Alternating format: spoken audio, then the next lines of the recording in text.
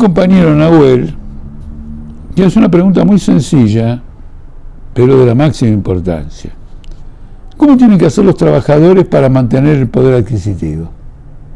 No puede haber una pregunta más sencilla. Y voy a dar también una respuesta también sencilla.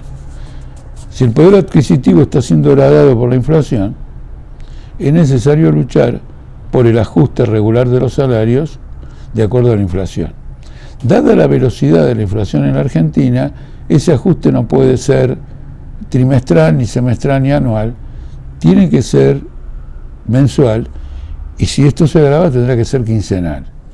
¿Qué quiere decir quincenal? Que bueno, en muchas, especialmente en el sector industrial, en lugar de un salario a fin de mes, se pagan quincenas, y esas quincenas van a tener que ser ajustadas por la inflación. Y también pueden ser ajustadas por la inflación por quincenas, si hay una emergencia, los salarios que se cobran, digamos, mensualmente. Esto es absolutamente clave. Y este programa absolutamente clave es no solo el programa que la burocracia sindical no levanta, sino que por el contrario colabora con el gobierno para que esto no ocurra, en apoyo del propósito del gobierno de reducir el déficit fiscal del Estado o atraer a inversores extranjeros a costa del nivel salarial. Argentina se jactaba en el pasado de tener los obreros mejor remunerados de América Latina.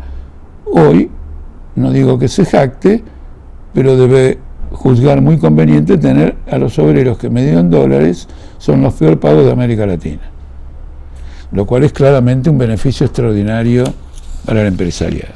Este es un aspecto. El siguiente aspecto es que indudablemente el planteo del ajuste quincenal de los salarios, es decir, la defensa a muerte del poder adquisitivo, va a ser resistido por las patronales. La versión de los economistas es que las patronales no pueden pagar. Falso, de completa falsedad.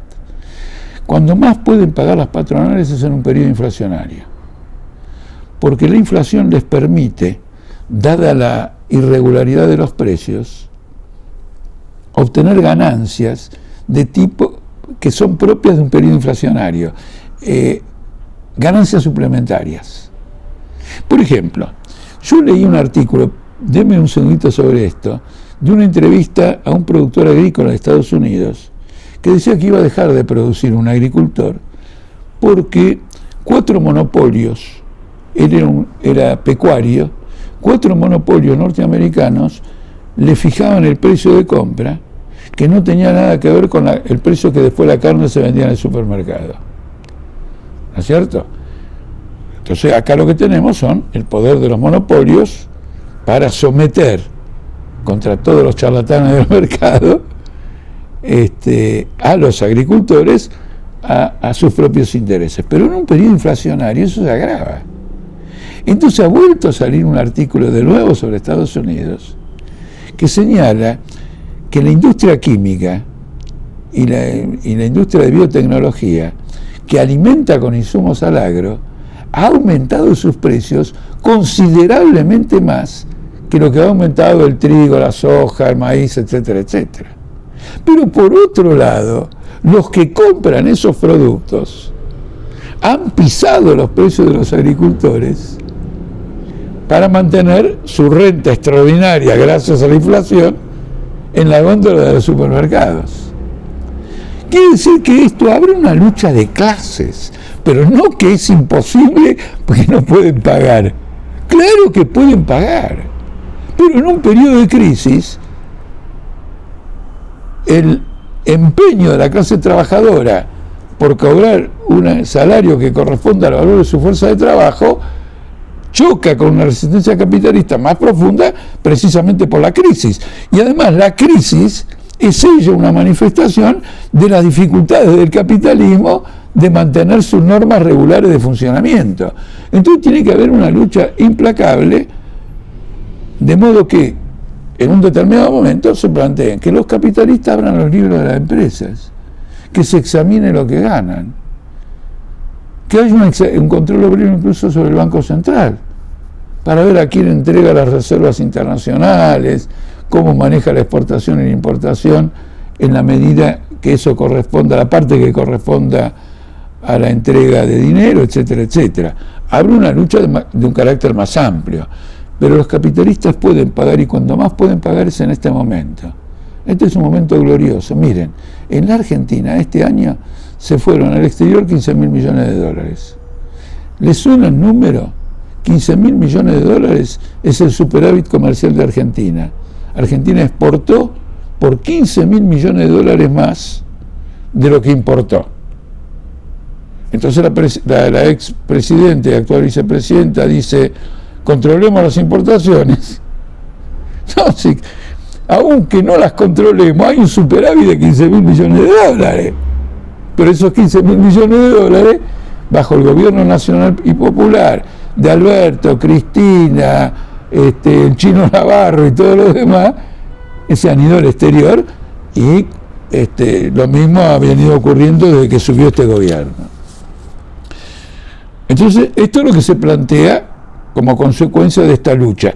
Y naturalmente, en un determinado momento va a plantear una cuestión de poder. Los trabajadores tienen que luchar en defensa de sus condiciones de vida, en defensa de sus familias, en defensa de sus hijos y su porvenir, con la conciencia política, con la conciencia de que tienen una lucha política por delante. El que quiere ganar en un combate tiene que reunir todos los recursos políticos de la victoria, y uno de los recursos políticos es la conciencia de clase. Ahora pasamos a otro punto.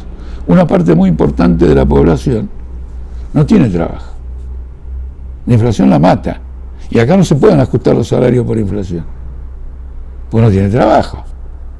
¿Qué hacen los capitalistas? Denuncian a los obreros que piden aumentos salariales, mostrando que los trabajadores desocupados son los más perjudicados por la inflación. Y dicen lo siguiente: miren, renuncien a los aumentos salariales, nosotros les prometemos que vamos a bajar la inflación, y de este modo estamos preocupados por los sectores más desvalidos dentro de la masa de la clase obrera. Bueno, ustedes saben que eso no ha ocurrido la baja de la inflación.